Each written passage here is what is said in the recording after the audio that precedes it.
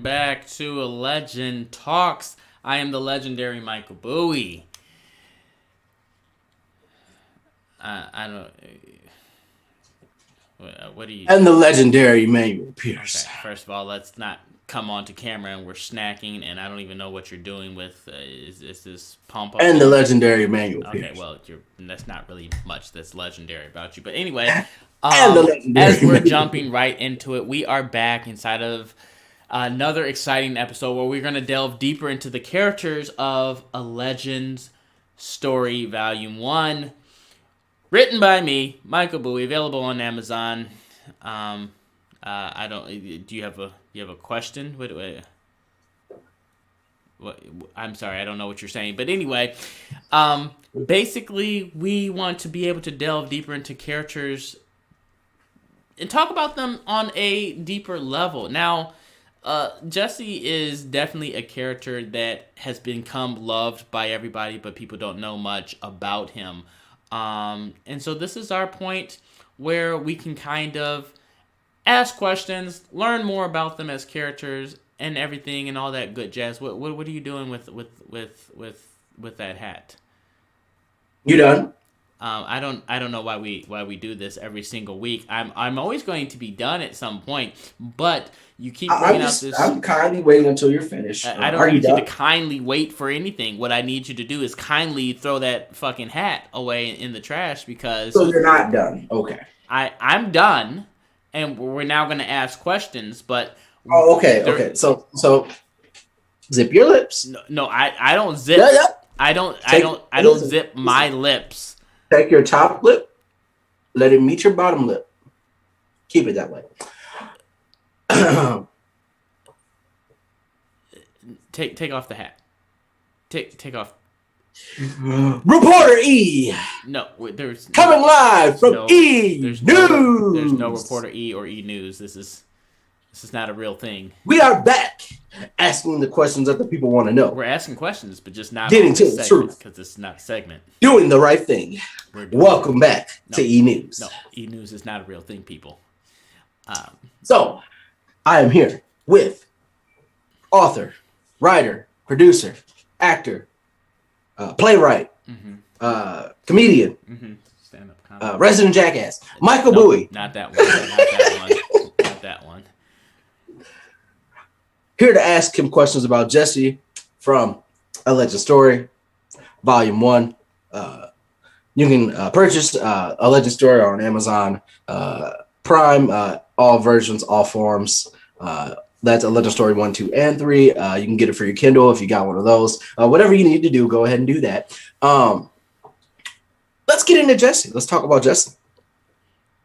We kind of talked about Jesse throughout this and mentioning him in chapters, and he is a big part of this book. I would say he's a huge part of this book. You said yourself that you don't see this book as having one protagonist. Really, you see it as having many, and that was a creative choice by you.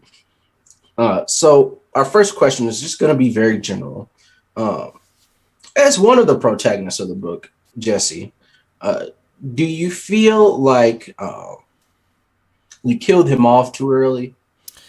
You've asked that question before whenever we got to the point where we were talking about him dying. And, what is too early? I mean, beginning of the book, middle of the book, end of the book, this book, second book or third book. I mean, at some point he had to die. Was it too early? Did he have to die though, or did he make that choice as a writer? And I've said it when you asked the question before. Who was to be the leader? The leader, both of them actually were the leader of the resistance. It was always supposed to be both of them as the leader. Samuel was the primary leader. He was the oldest and the wisest, so he took precedence as the leader. He was the person that organized it and had the positive vision, whereas Jesse was all about fight back, and Samuel was all about help other people. And, when Samuel died, the dynamic of the resistance changed for that small portion of time that Jesse was the leader. But, I think very, very small portion of time. Very small portion of time. This is why it's an important question. Until he died. But and other people don't know because they haven't read either the first, second, and third book. or just even first, second book. I think it's revealed inside the second book a little bit more about Jesse. You know, he had other things going on, and so whereas that wasn't widely talked about, not just inside of the first book, but inside of the entire 3-book series, does not mean that he was not doing other things and holding to a higher standard of what his character was supposed to develop to be. It just wasn't prevalently talked about inside of the first book. I don't think he was killed off early.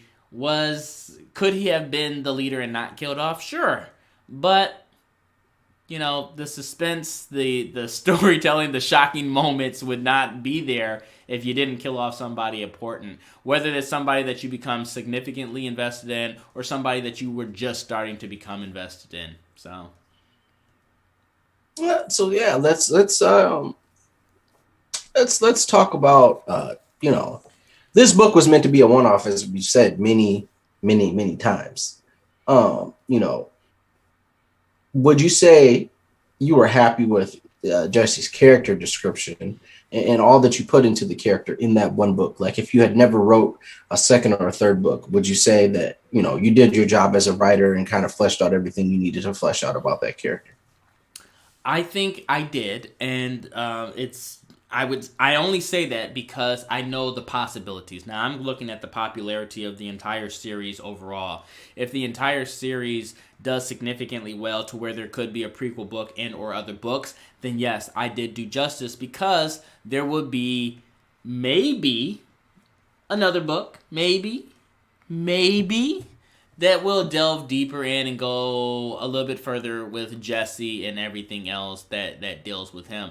Like I said in past episodes, that this was supposed to be one book, but that the intent became where it was supposed to be like a Marvel universe, a DC universe, a Star Wars universe, to where there's different kinds of stories and books that could be told under different characters, new characters that no one knows about. I mean, you're just talking about this character and what's going on with this character in Washington, D.C. But there's so many other states and so many other different... I'm trying to be very careful because we haven't got into that book. There's different things going on all over the world. So who are some of these characters? And, you know, Dominic, whereas most of his time was inside of Washington, he still traveled like any other president, so he came across other people. So what's their storyline? I mean, it has such a wide a range of different things that could be talked about. Have I given thought to all of those things? No. Those characters, those beings, those happenings, no, I haven't given thought to it. But that doesn't mean that it's not there.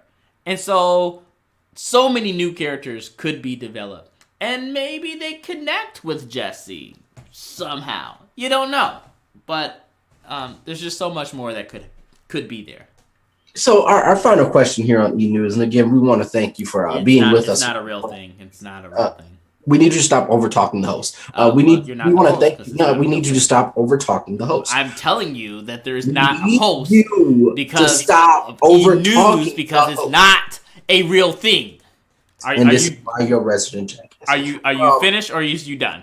No, I'm neither. Okay. Anywho, thank you again for being on the broadcast. Our final question to you will be: as a writer, when you're dealing with any protagonist, you want to have things that, you know, make a character likable or make people relate to them. What is that one thing you would say that readers could take away that would make Jesse likable or relatable to them in their everyday lives? Leadership, friendship. I think that friendship is probably more important than leadership, because that's the thing that you see most prevalently throughout the entire story. You know, you see his friendship, and I think that's important to everybody. I mean, everybody can relate and say that they have a friend or have somebody that they thought was a friend, or what their definition of a good friend is, or what their good definition of a best friend is. You know, you have somebody that is your friend but isn't always there for you. You have somebody that's your friend but doesn't always tell you the truth and is not honest. You know, I have a best friend. a couple of best friends, not many, but one of my best friends never really there for me. He doesn't really pick up. I wouldn't say he's never there for me. He's been there for me through many a times. So never is very a big word, but looking and comparing that to Jesse, he's in my eyes the epitome of what a true friend is, being there to the utmost kind of aspect. His John lost his family, and Jesse was there to open his doors. Even though he had his own family and he created kind of conflict inside of his family, but he was there, and I think his wife was understanding because she allowed it, they allowed it, he allowed it, and he was there for his friend through thick and thin, not just as a conversational piece, not just as somebody to open his doors to, but he was just there for him, listening, to fight back, in every aspect you can possibly think of. Jesse was that friend. He tried to make sure that even when things got sour and they bumped heads on topics, that he was not somebody that would let that destroy them. It's just unfortunate that it got to the point where their last conversation wasn't the best, and it ended on that note. And that's kind of a huge lesson that should teach to everybody, that you don't want the last thing that you've said to somebody to be the last thing that you've said to somebody on a negative note. That's the whole point of being kind and being positive, The last time that you see somebody, if you're a kind person, if you're really a friend to somebody, then it should always be long-lasting memories and not a negative insight, a negative thought, a negative memory. Well, we that's all the time we have here today, folks. Please go ahead and get in the comments section. Let us know. Let me know so I can come on here and ask questions that you want to have the answers to. Let me know what you guys think. This is Reporter E. It's not Reporter E because it's not a real coming thing. to you live. We are live. Yes, that's the first true thing you said. First true thing you said is that we're live. Live from E News. Well, E News is not a real thing, so that's a false. Coming to you live from E News, and we will see you guys next week. Well, we won't see them next week Sign off. Please sign off. Yes. Signing off. Yes. Sign off. And take it off, because I just want to remind the viewers it's not a real thing. But looking into the questions that we also want to ask, not just from the author's perspective and the reader's perspective, we want to kind of delve. Oh, I'm sorry. Well, I said that wrong. Not just from the author's perspective, but we also want to hear from the reader's perspective. You've read the book. Now, looking at Jesse, what is that favorite moment out of the entire book of Jesse's? Either it could be something that he said, it could be something that happened with him. What is your favorite moment of Jesse's? Why do you like him as a character? My favorite moment of Jesse. It's hard for me to say I have a favorite. Jesse is not like one of my top characters. I appreciate him for what he brings to the table, what he brings to the resistance. But is he like one of my top characters? Nah. I guess, just him wanting to go out and fight, I can respect that, and him being a good friend. I guess my favorite thing about him is, he went out and tried to find who killed John's family, just being a good friend, doing all that he could to be a good friend. So I guess I would say that's my favorite moment, but he's not one of my favorite characters. I'm going to be honest about it.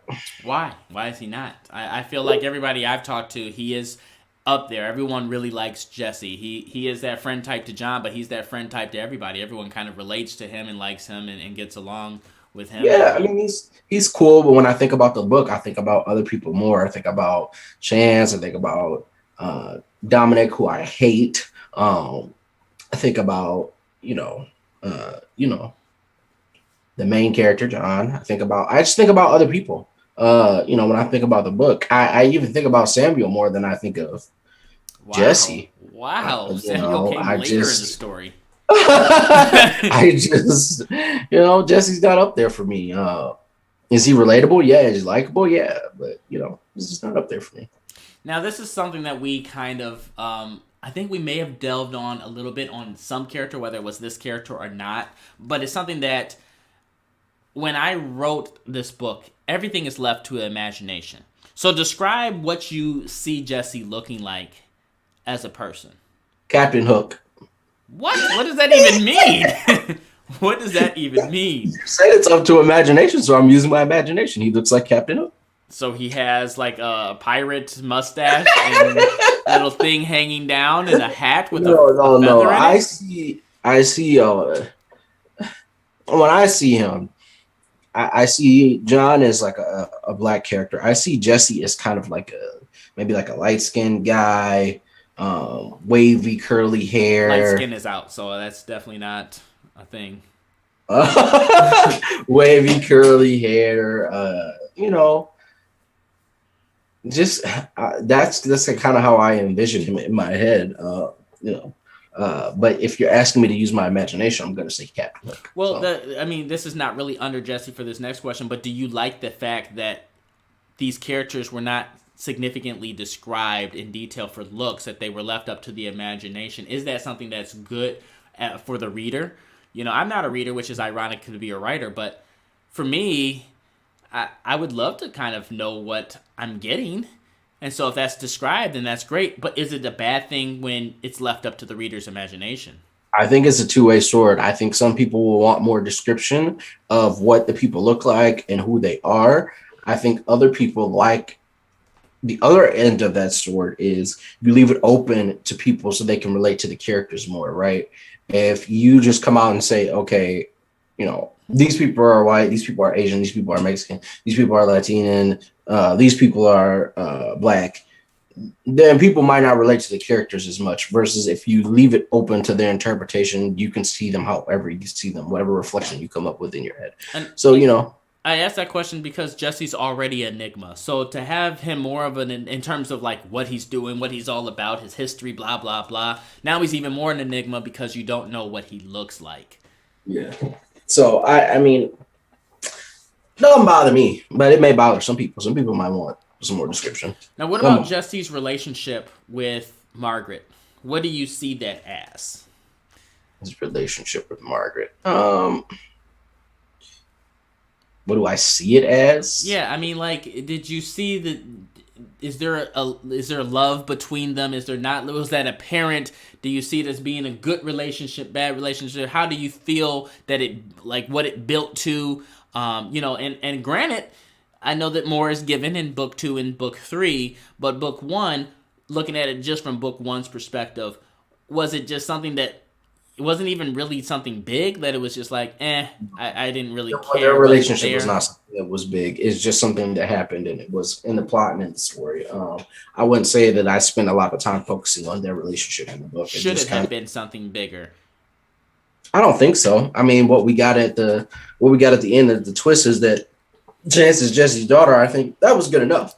I asked that because a lot of people love interest aspects inside of stories. I am not one of those people, but again, every person in your audience is different. Some people, it's just like, different types of books. Some people like to read romantic novels or different things like that. They want to be more into the love interest. I am not one of those people. Don't really care. 3 words to describe Jesse. If you could sum him up personality wise in 3 words. I got 1 word to describe you. You might have 1 word to describe me, but I have 1 finger to describe you. But go ahead, I'm listening. You want to guess? 3 words to describe Jesse.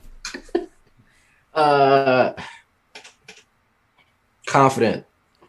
Really? Leadership. Okay, keep going. Confident in what?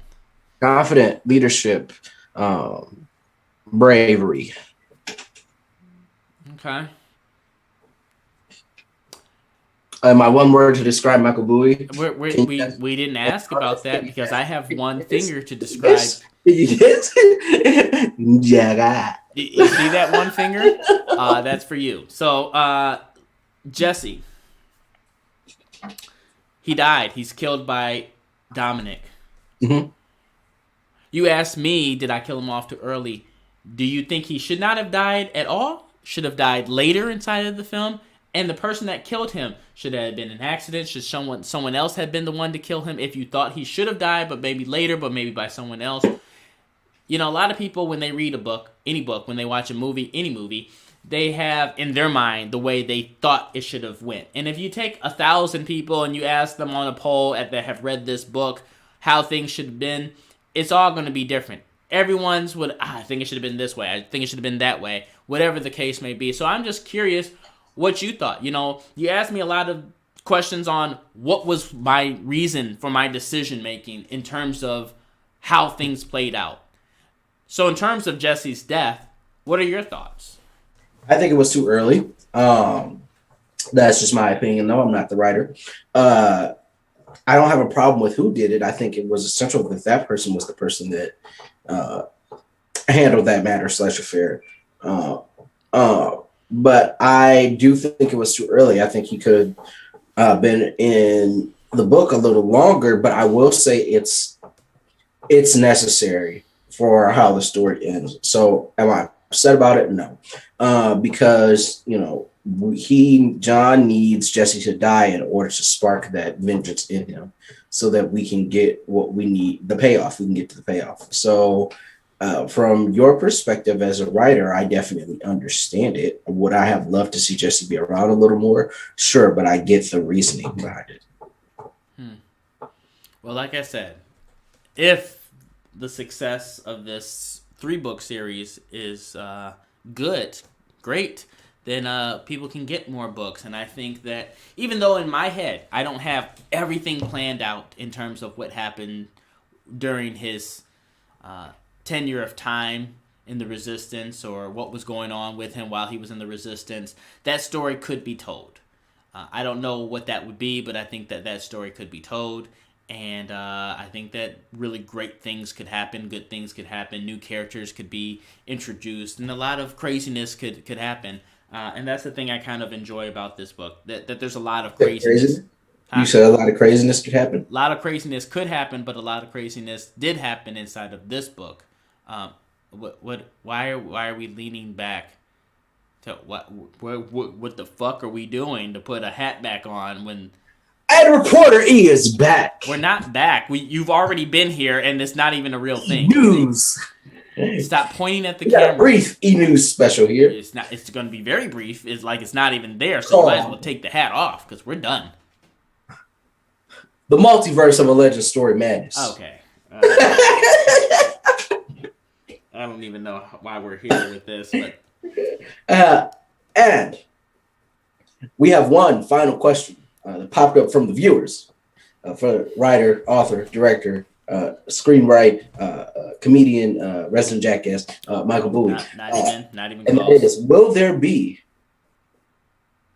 a multiverse for a Legend Story? I don't even know where that question is spawning from. Multiverse is definitely just Marvel. When I think about it, no, there are different things that could be going on and happen. There are, not there could be. Will this be like Harry Potter? This could be its own world.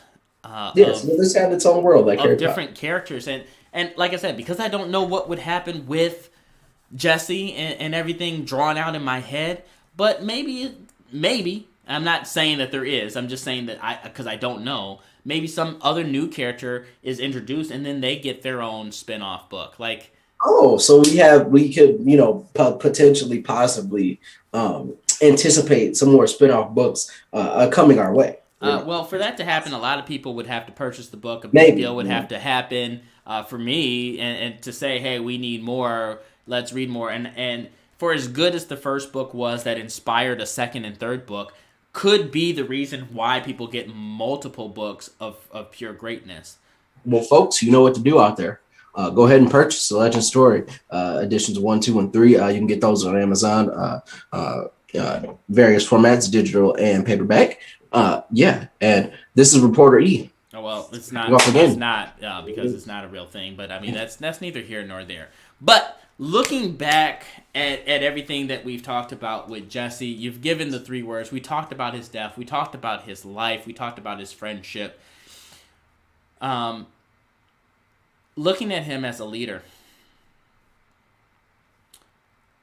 do you think he should not have been a leader in the Resistance? Should it have just been Samuel what qualities? He's a good friend, but were there other qualities that made him good to be a leader for that small amount of time?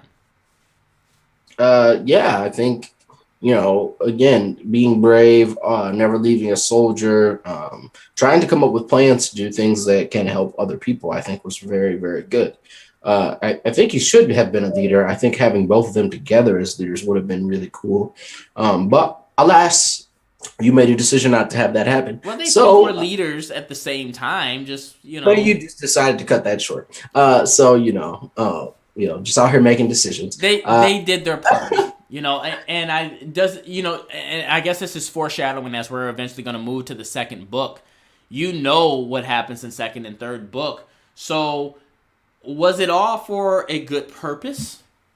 Not to delve into what happened, but the whole point is that somebody else had to build to be important. Somebody that was minor who takes a role. And I guess we could say, because it happens in book 1, Stacy steps up. She becomes the leader of the resistance after Jesse's demise and runs for office to become the new world leader / president. So you learned a lot more about Stacy. Yeah, I still don't think Jesse should have died, but it is what it is. I'm not the writer, I'm not the director, I'm not the playwright, the screenwriter, the comedian, or the jackass. So I can't. Jackass. I will. You definitely take precedent inside of that category. No, not at all. Guaranteedly, especially when you wear that stupid fucking hat. You are definitely a jackass in my book, and I'm pretty sure everyone else. No. You know what? The last thing I just want to kind of mention about how great this episode has been, just because we haven't seen A-Rock at all. I've realized A-Rock, it's been quiet, it's been perfect. Get back in that comment section for all us. The way through without hearing, seeing, or anything from A-Rock. This has been probably the best episode yet. Just because we haven't seen him at all. Get back in that comment section, my boy. We need you to come back for the next episode. We don't miss you, and it's been a great episode with you not being here.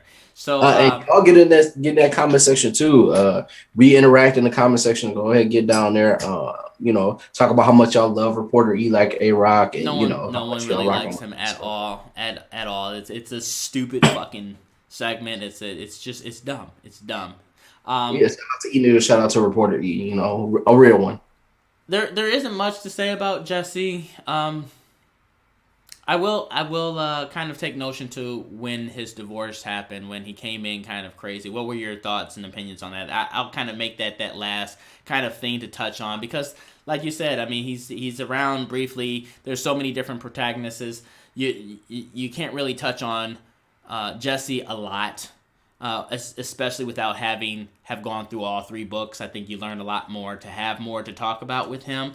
So he's kind of like a brief character. But looking at that situation in general, because for me, as the writer of that's one of my favorite moments. I asked you what your favorite moment is with Jesse, and that was my favorite moment when he came home drunk and was shooting into the ceiling and everything. Again, not really something that it happened. It was a trauma in his life. I wish he didn't get divorced, but he wouldn't be who he was if he didn't get divorced. So again, stuff needs to happen in order for us to become who we need to be.